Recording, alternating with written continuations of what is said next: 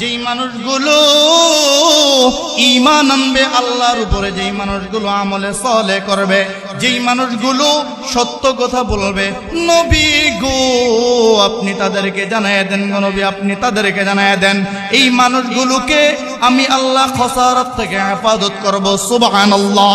এই মানুষগুলোকে আমি আল্লাহ তাআলা মুসিবত থেকে হেফাজত রাখবো। মানুষগুলো আমলে সালেহ করবে, আল্লাহর জন্য নেক আমল করবে।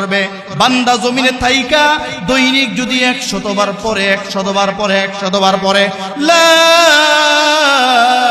ইলাহা ইল্লাল্লাহ মুহাম্মাদুর রাসূলুল্লাহ, নবী আমার সুন্দর করে জানায় দিলেন সাহাবীরা, যেই বান্দা দুনিয়ার জমিনে থেকে 100 বার কালিমা পড়বে, প্রতিদিন 100 বার পড়বে, নবী বলেন ও সাহাবীরা ওই মানুষটাকে আল্লাহ তাআলা কিয়ামতের মাঠে এমন ভাবে উঠাইবেন, নবী বলেন ওই মানুষটার চেহারা কিয়ামতের মাঠে পূর্ণিমার চাঁদের মতো ঝলমল করতে থাকবে। সুবহানাল্লাহ।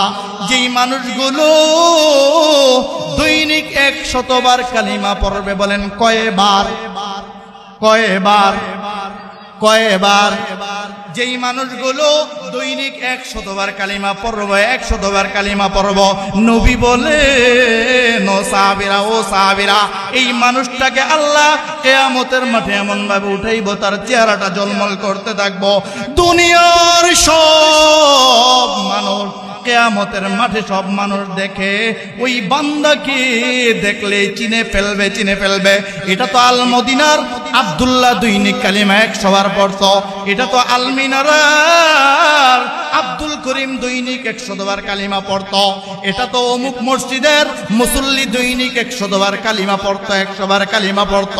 নবী বলেন সব মানুষগুলো দেখে ওই বান্দাকে চিনে ফেলবে, ওই বান্দাটা দৈনিক 100 বার কালিমা পড়ত। দোস্ত আহবাব, যেই মানুষগুলো এইভাবে নেক আমল করবে কার জন্য?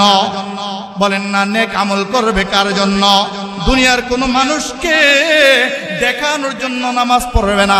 ইমাম সব নামাজে দাঁড়াইছে, সভাপতি পিছে দাঁড়াইছে, ইমাম সাহেবের রুকুগুলো বাইরে গেছে, সেজদাগুলো আস্তে হয়ে গেছে, সভাপতি দাঁড়াইছে, পিছনে মুসল্লিরা দাঁড়ানোর কারণে সভাপতির নামাজ আস্তে আস্তে হয়ে গেছে। আল্লাহু আকবার, আল্লাহু আকবার।